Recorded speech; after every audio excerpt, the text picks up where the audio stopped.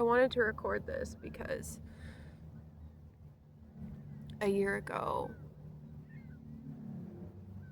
I released a song, and I said that I would re-release a different version on the 1 year anniversary.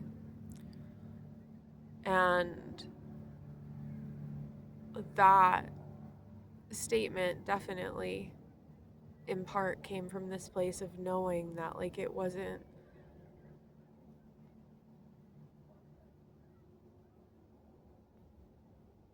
came from a lot of self-judgment.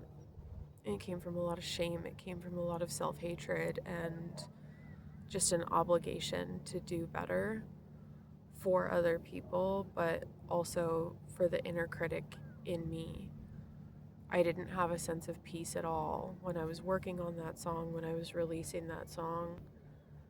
And for the first time in a long time, I listened back to it before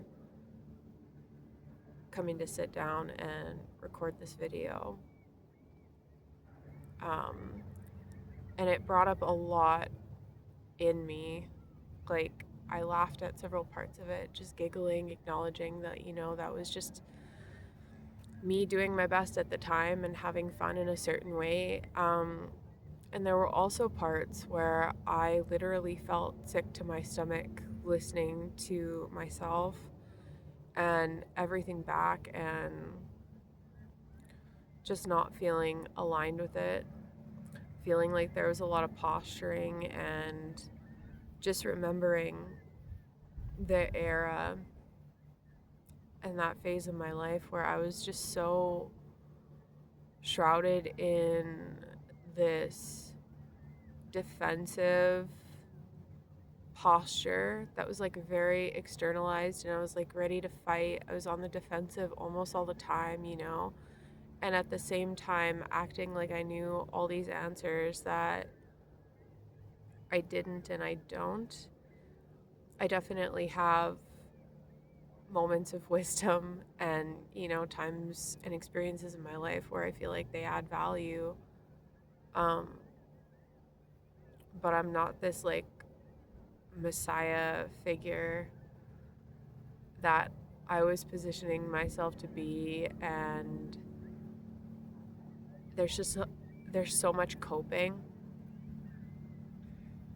underneath all the ego and underneath all the I know all this stuff and I know how to not suffer, which is totally not true, by the way. I was like very unhappy in a lot of ways, and a lot of people saw it and commented on it, and I got really upset that people could see me because I thought I was doing a better job at hiding myself than that. Like, I thought I was doing a better job at pretending because, at least in the ideology that I was taking part in, if you pretended hard enough or something, then you could get somewhere. It's just, it was another thing I latched onto because I wasn't ready to sit with how intensely I've lacked a stable self-concept and identity since the moment I was born, just because of the way I was brought onto this earth. And so I've spent my life searching for it outside of me, and I've spent a lot of the past year going inward and looking for it inside of me, doing the actual work. And I started doing it in my early 20s, but it gets painful. Like, this work isn't easy. There's a reason why a lot of people don't do it. There's a reason why I paused it and became seriously heavily addicted to marijuana. It's because it's really painful. And, humans like to feel good. We like to feel comfortable. We like things to feel easy, even though we also like challenges, I don't understand all of our contradictions and intricacies, but I do know that marijuana was like this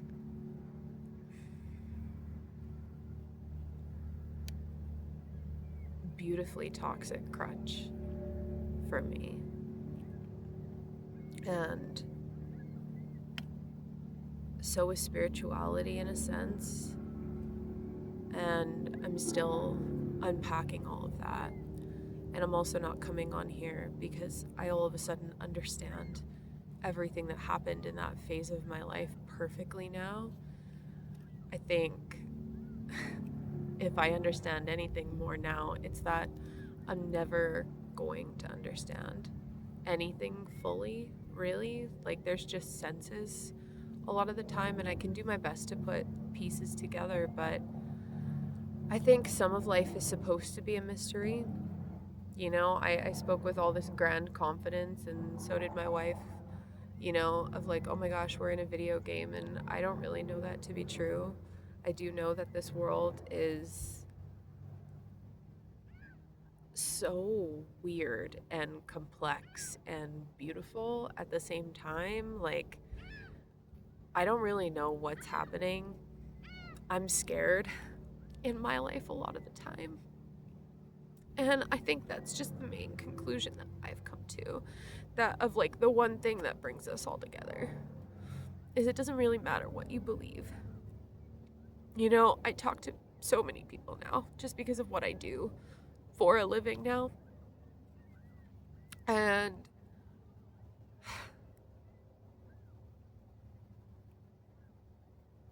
we're all scared of something, or we feel something.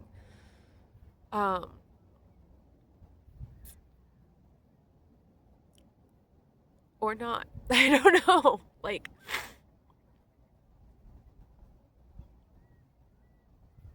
I mostly wanted to come here, you know, because this has been eating away at me for months of just like knowing that it's coming up.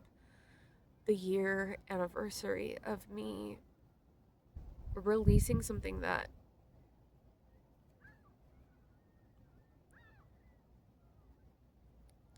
was so intense. It was so intense, and I had the ability to collaborate with other people, and and then I just pushed it away. And I've pushed a lot of things away.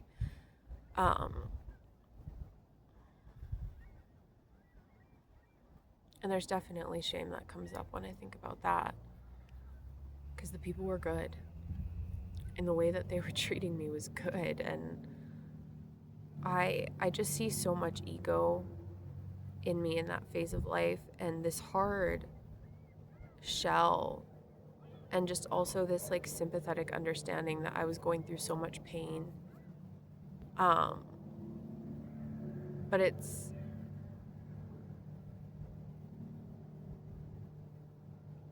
you know, even right now as I speak about it, I feel this tenseness in like this part of my shoulder in the back, and who knows why I'm telling you that.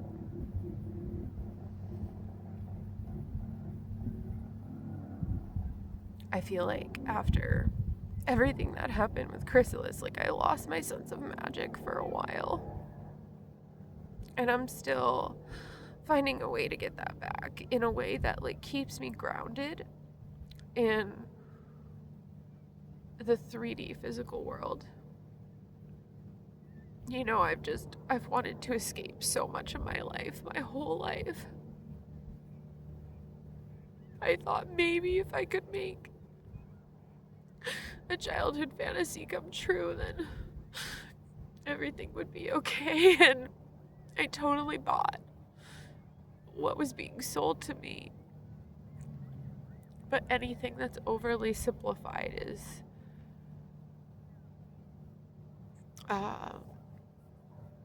and mean. God, so much of what I was buying into was so mean, but you know, I'm in therapy now.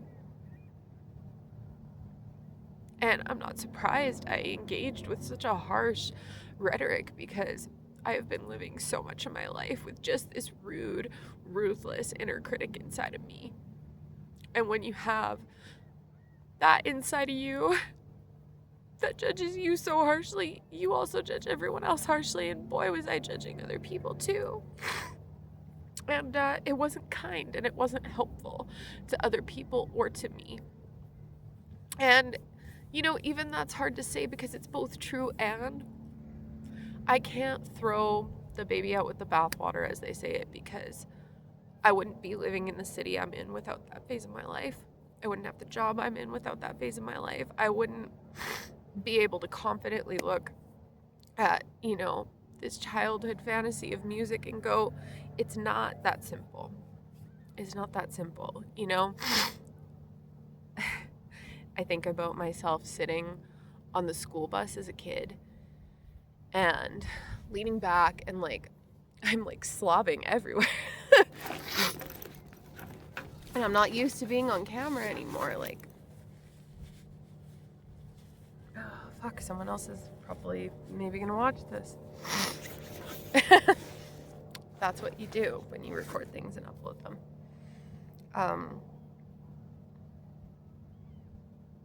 Being seen is okay. And I would sit back and put my head back and just close my eyes and listen to music and fantasize and sing along, and I got laughed at for it. And that was painful.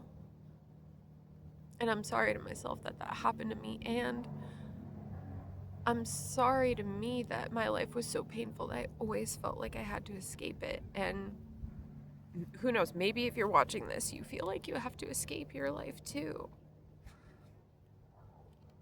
And I'm sorry if that's the case, because usually when that happens, it's, I think, because you're suffering on a level, and crazy concept, but my therapist has been telling me that we are not alone in our suffering. It's a very human thing for us to suffer. And I'm no longer in this camp where I was a year ago and even before that, where I'm just oh my God, if we transcend the suffering, then we can blah, blah, blah, blah, blah. Fuck, you can have $1 billion in your bank account and be miserable. You can have 0 and be miserable. You can have the best family surrounding you and be really upset, and vice versa.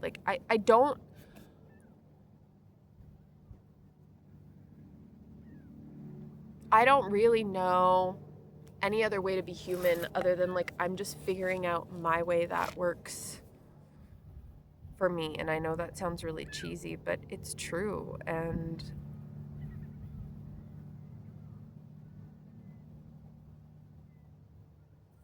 mostly I just want to say that the newest testament really was me coming across as I have all these answers, and ha ha ha, you don't have them.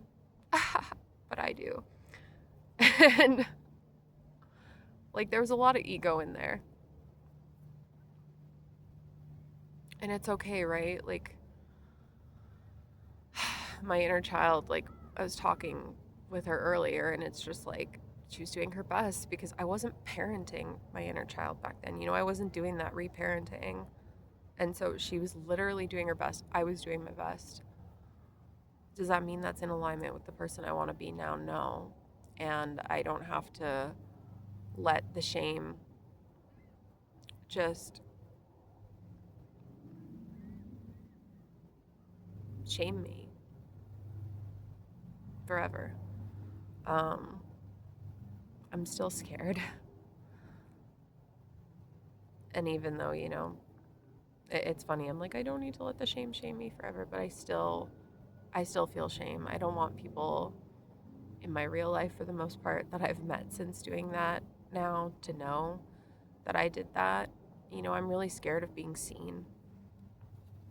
And even though I, work on slowly being more and more of me and showing up in that authenticity and integrity every day, it freaks me out to know that there is a possibility that could just happen, where somebody could see that phase of me, that part of me, and maybe they could write me off.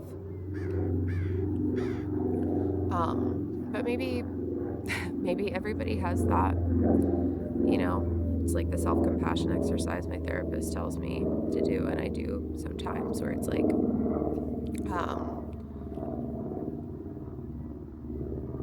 suffering is a part of being human. You are not alone in feeling these feelings, so maybe I'm not the only one who is scared that if somebody finds out about this specific part of me, that they're gonna write the whole of me off, you know? And it doesn't just apply to like that era of my life. It applies to many, like politics, and we live in a very heated world, and I think I still live with a bit of rose-colored glasses sometimes, just wishing that we could all get along, like what we did when we were kids. But the funny thing is, like, I didn't even really fully experience that when I was a kid anyway. Again, I think it's just this fantasy that I used to cope with reality, because maybe human nature is not as picture perfect as I would like it to be, but there are glimmers and there are glimpses and like moments, and it's just this weird beautiful life. And at the end of it all, like,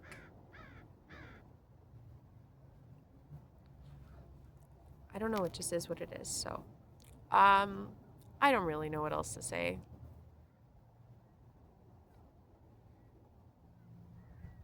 I feel good about it, and